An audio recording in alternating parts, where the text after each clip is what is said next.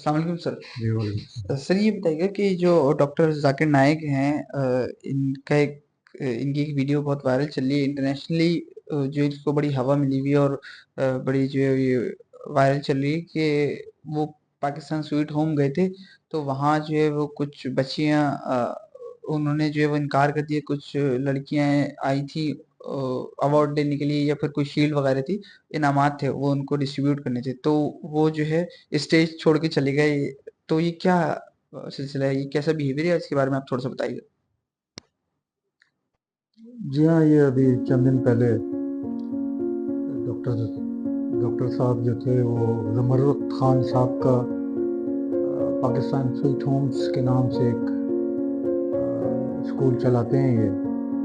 اور وہاں ان کو بلایا گیا تھا کہ یہ شیلڈ اور سرٹیفکیٹس وغیرہ جو ہے بچیوں کو ڈسٹریبیوٹ کریں گے، لیکن جب ڈسٹریبیوشن کے ٹائم پہ جب بچیاں وہاں پہ آئیں اور بلایا گیا ان کو، تو وہ انٹیمیشن کے بغیر ہی جو ہے وہ چلے گئے۔ انیشل تو ان کی ڈسکشن میں یہ آیا کہ جی ان کو ٹائم نہیں تھا اور جانا تھا، لیکن بعد میں وہ خود ہی انہوں نے اس کو قبول لیا کہ ہاں میں چھوڑ کے چلا گیا اس جگہ کو، اور اس کا ریزن یہ تھا کہ وہ بچیاں محرم تھیں یا نامحرم تھیں بچیاں، یعنی گویا محرم نامحرم کی ڈسکشن کو بیچ میں لا کے وہ جسٹیفیکیشن کے دائرے میں لے کر آنے کی کوشش کی انہوں نے۔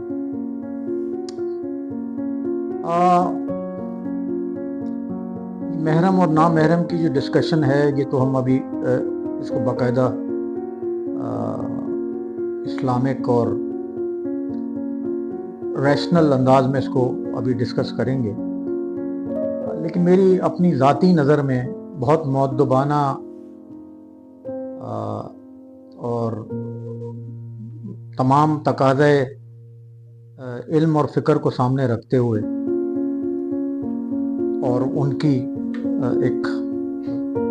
شعور کو، ان کے علم کو سامنے رکھتے ہوئے میں اپنا پرسپیکٹو ویژن دوں گا، اور اس کے اندر مجھے یہ بالکل کہنے میں دو رائے نہیں ہے کہ یہ بالکل نامعقول سا ایکٹ تھا جو سرزر ہوا ڈاکٹر صاحب سے، بالکل موضوع نہیں تھا یہ، اور یہ کوئی ڈسکشن کا ٹاپک نہیں تھا، یہ کوئی ایونٹ نہیں تھا جو جس طریقے سے یہ ایونٹ پورٹرے ہو گیا۔ بظاہر یہ بالکل کلیئر جینڈر ڈسکریمنیشن تھی ڈاکٹر صاحب کی، جو اس ایونٹ میں ان کے ایکٹ سے سامنے آئی، قطع نظر اس کے کہ اسلامک پرسپیکٹو کیا کہتے ہیں۔ ہم صرف اس وقت جنرل پہلے پرسپیکٹو پہ بات کریں گے، تو ویزیبل پرسپیکٹو، ویزیبل ڈسپلے جو تھا وہ بالکل ان کا اگینسٹ دی ریشنل ایٹیٹیوڈ، اور ایسا بیہیویئر جو بالکل کمپیشنیٹ نہیں تھا، بالکل جسٹیفائڈ نہیں تھا،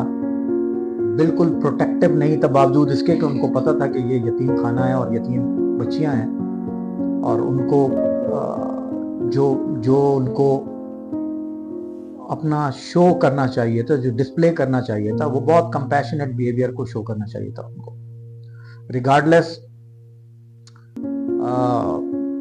ہماری نظر میں یہ ان کا ایکٹ کسی بھی صورت جسٹیفائی نہیں کیا جا سکتا کسی بھی پرسپیکٹو ویژن میں۔ رہی بات اسلامک کنورسیشن کی اور اسلامک جسٹیفیکیشن کی، تو ہم اس کو ڈسکس کرتے ہیں اپنی اس ویڈیو میں کہ آیا محرم اور نامحرم کی جو فیتھفل ڈیفینیشنز ہیں، جس کے اندر یہ جسٹیفائیڈ ہوتی ہیں، ٹرمینالوجی کس میں استعمال ہوتی ہیں، کس طریقے سے ریلیشن شپ میں اور کس طریقے سے انٹریکٹیو سیشنز کے اندر محرم اور نامحرم کے ایلیمنٹس کو مد نظر رکھا جاتا ہے اسلامی گائیڈ لائن پہ، وہ ہم ابھی بات کرتے ہیں۔ اچھا، اب یہ جو محرم اور نامحرم ہے، اس کی اگر آپ ڈیفینیشن، اس کی meaning, simple meaning Arabic term کی اگر آپ اس کو لیتے ہیں تو یہ جنرل میننگ میں آتا ہے فاربڈن اور پروہیبٹڈ، نمبر 1، اور دوسرا ہوتا ہے سیکرڈ اور سینکٹیفائڈ۔ تو نامحرم فاربڈن اور پروہیبٹڈ، اور سیکرڈ اینڈ سینکٹیفائڈ جو ہے محرم کے اس کانٹیکسٹ کے اندر آتا ہے۔ کچھ چیزیں محرم ہوتی ہیں اور کچھ چیزیں نامحرم ہوتی ہیں۔ کچھ چیزیں محرم ہوتے ہوئے بعض حالات میں نامحرم ہو جاتی ہیں۔ تو یہ ایلیمنٹس کو سامنے ہم نے ڈیفینیشنز میں رکھنا ہوگا کہ باوجود اس کے کہ آپ کے ریلیٹیوز ہیں، وہ کچھ محرم ہوتے ہیں، کچھ نامحرم ہوتے ہیں۔ جو اللہ تعالیٰ نے جو ہمیں دین نے جو ہمیں ڈیمارکیشنز دی ہیں، جس طریقے سے اسلامک لاء کے اندر محرم اور نامحرم کے تقدس کو اور ورلڈلی افیئرس کے اندر نامحرم اور محرم کے تقدس کو دیکھا جاتا ہے، اس میں نمبر 1 ایلیمنٹ جو آتا ہے وہ آتا ہے میرجز کا، عام طور پر کہ وہ محرم ہے آپ کے لیے یا نامحرم ہے آپ کے لیے۔ اس لیے کہ یہ بہت امپورٹنٹ ہوتا ہے جین کے لیے اور جنریشن کے لیے کہ جب آپ جا رہے ہیں تو سوشلی ایکسیپٹیبل ریلیشن شپ ہے یا نہیں ہے، یا socially ethical morally acceptable relationship ہے یا نہیں۔ اسی کانٹیکسٹ کے اندر محرم اور نامحرم کو استعمال کیا جاتا ہے۔ اب جو محرم ریلیٹیوز آپ کے امیجیٹ محرم ریلیٹیوز ہوتے ہیں، اس میں parents, siblings, children, uncles, paternal maternal دونوں، aunts, nieces, nephews, grandparents, grandchildrens, یہ ان کے محرم کے اسٹیٹس کے اندر ہوتے ہیں۔ اور جو نان محرم ہوتے ہیں وہ انٹریکشن جو ہوتی ہے ان کی، پھر اگین ایکچولی یہ محرم اور نامحرم جو ہے وہ جینڈر بیسڈ ہی ایلیمنٹ کے اندر استعمال ہوتا ہے، اس لیے کہ اس جینڈر بیس کے اوپر ہی جو ہے اسلامک پرسپیکٹو کے اندر ڈسکریمنیشن اور انڈسکریمنیشن کے جو یہ ایلیمنٹ کریٹ ہو جاتے ہیں ان کو جج کیا جاتا ہے، جیسے کہ اس ایونٹ کے اندر ہوا۔ اب آپ کے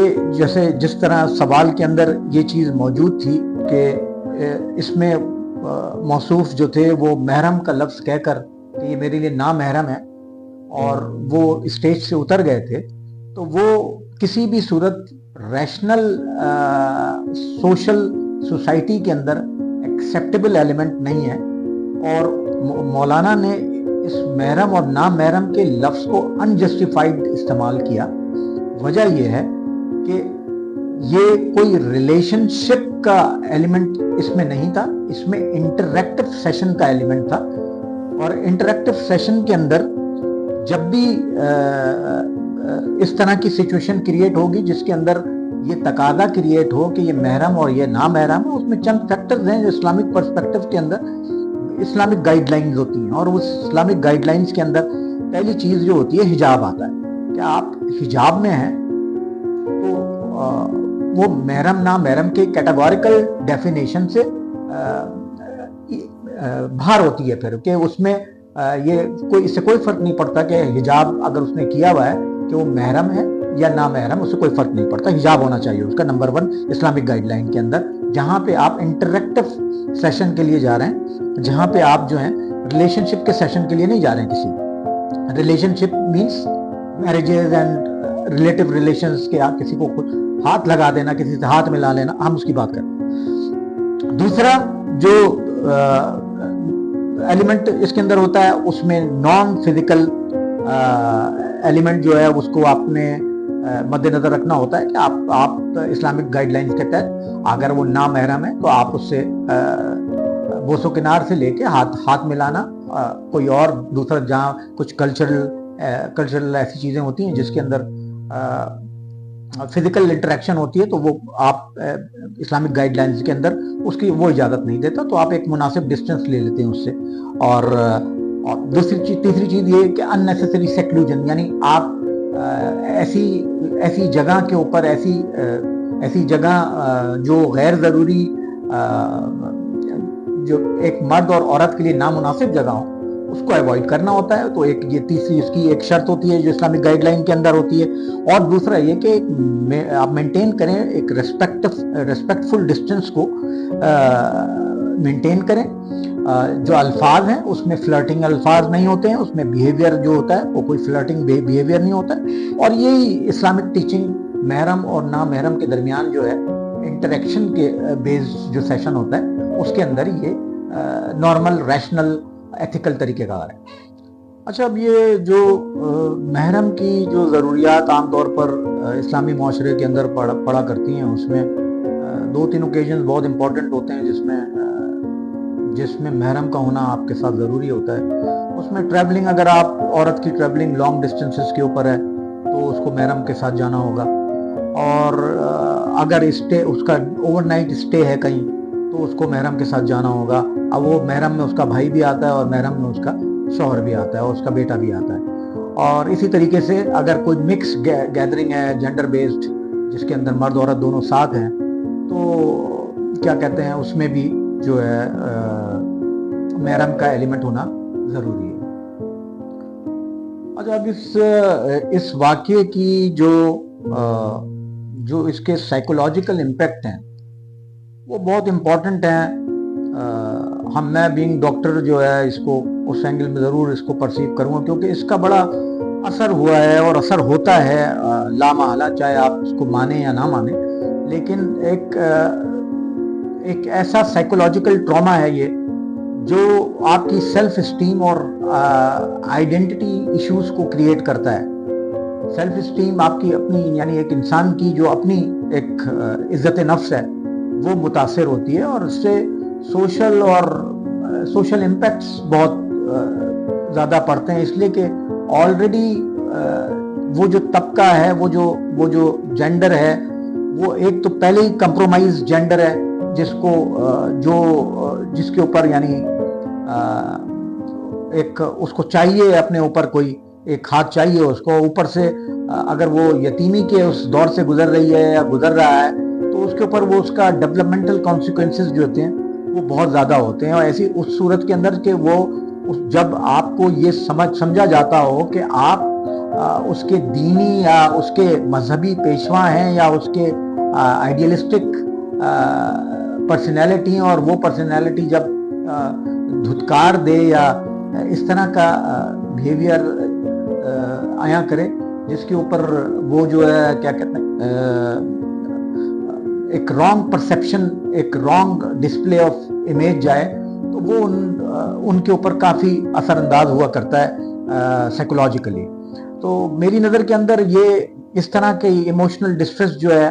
वो कंफ्यूजन में, रिजेक्शन में, ह्यूमिलेटेड, एम्बैरेस्ड किस्म की सिचुएशन क्रिएट करते हैं और वो ट्रस्ट खोता है। जो बच्चा है वो ट्रस्ट खोता है, खासकर वो जो ऑलरेडी यतीमी के उससे गुजर रहा है।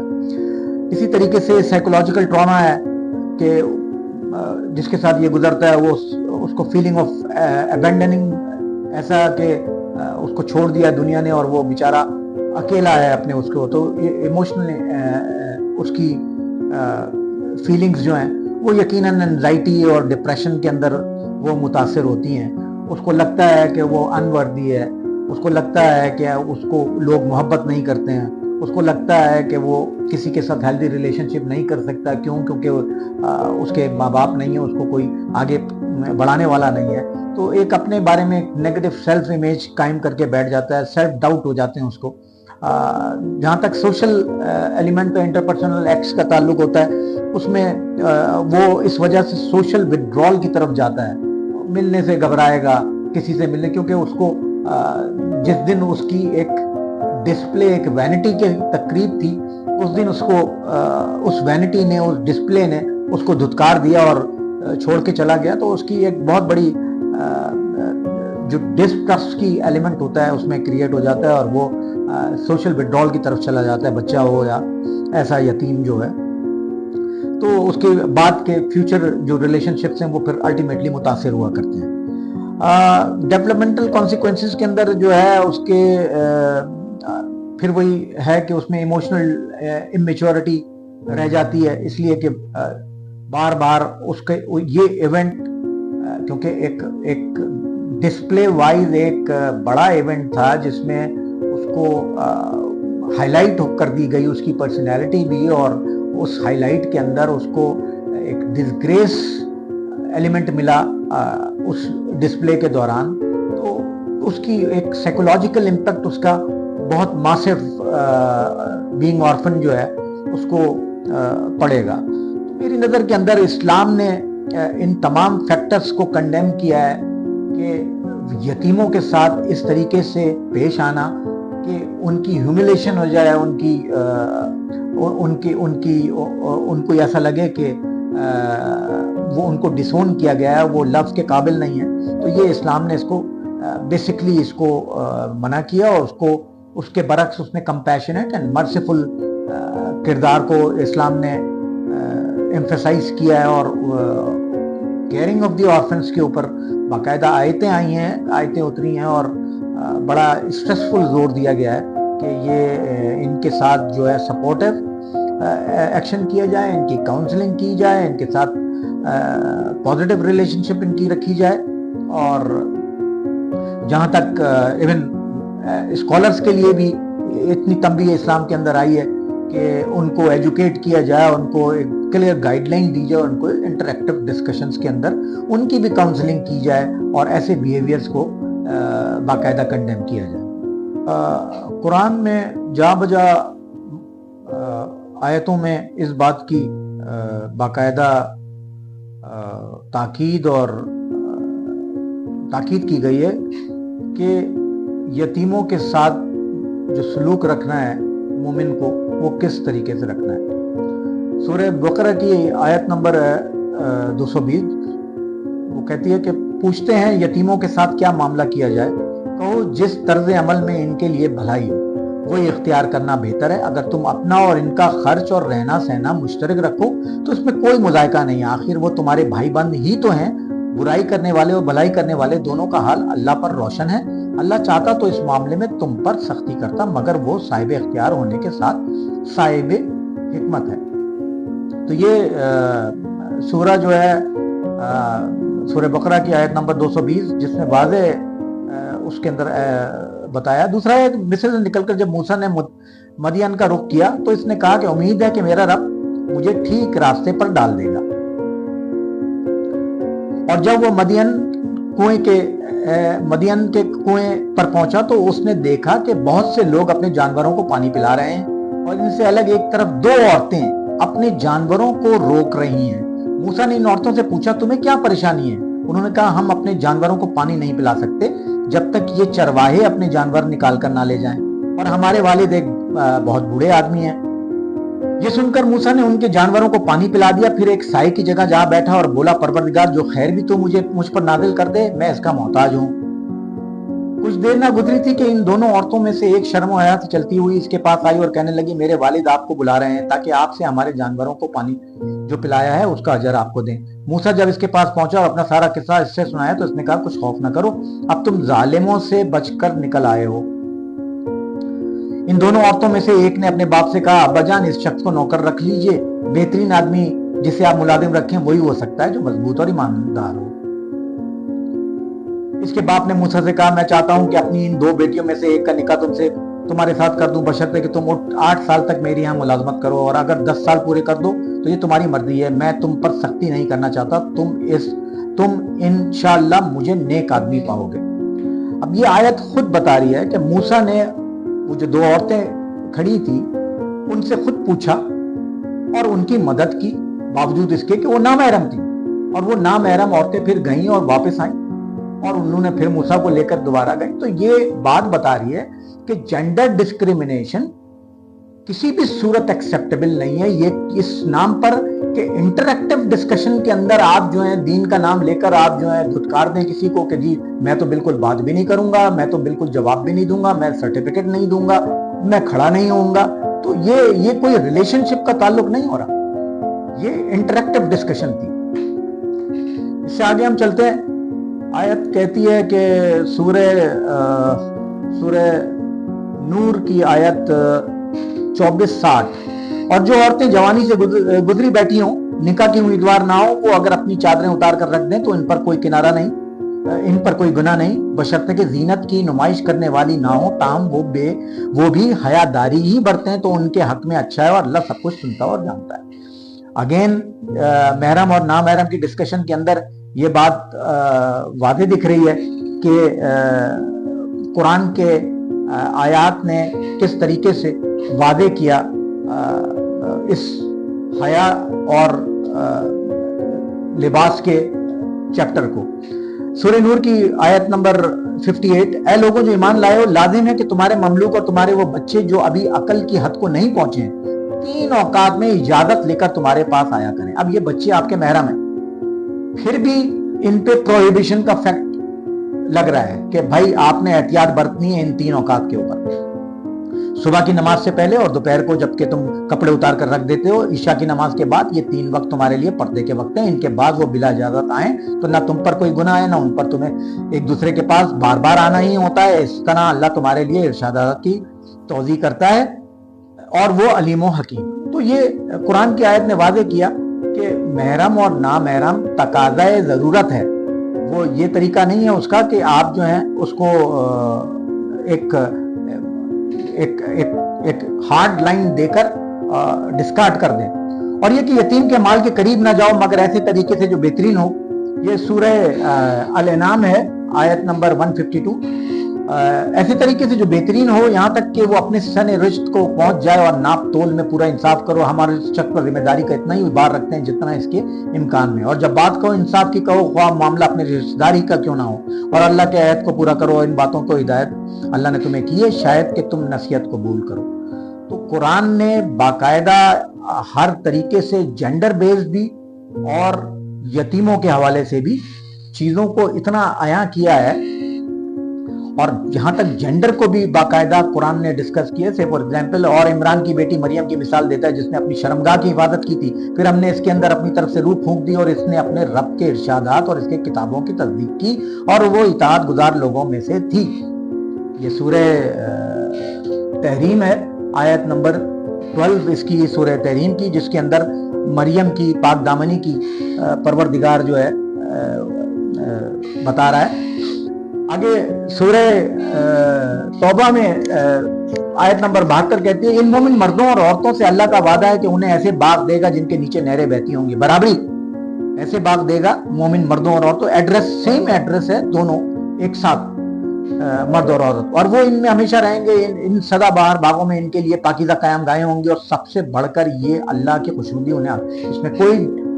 جو ہے سامنے ڈسکریمنیشن آپ نے نہیں دیکھی۔ آیت کے اندر بالکل واضح اعلان ہے آیت کا کہ کس طریقے سے آیت جو ہے مرد اور عورت کو ایک ہی نہج کے اوپر رکھ کر برابری کے تقاضوں پر بات کر رہا ہے۔ اسی طریقے سے سورہ نحل میں آیت نمبر 97 ہے، جو شخص بھی نیک عمل کرے گا خواہ وہ مرد ہو یا عورت، اگین اس کے اندر ڈسکریمنیشن کو ختم کر دیا خدا نے، بشرطے کہ وہ مومن ہو، اسے ہم دنیا میں پاکیزہ زندگی بسر کرائیں گے، اور آخرت ایسے لوگوں کو ان کے اجر ان کے بہترین اعمال کے مطابق ہوگی۔ اس کے علاوہ قرآن نے اور بھی آیتیں جو ہیں باقاعدہ بیان کی ہیں، اور ہم پوری تفصیل تو ساری آیتوں کی اس میں نہیں بیان کر سکتے، لیکن قرآن کی ہر آیت میں کوئی نہ کوئی، ہر سورے میں کوئی نہ کسی جگہ کے اوپر آپ کو یہ تعبیر اور یہ تسبیح ملے گی جس کے اندر اس عورت اور مرد کے مشترکہ انٹریکٹیو ایلیمنٹس کو قرآن نے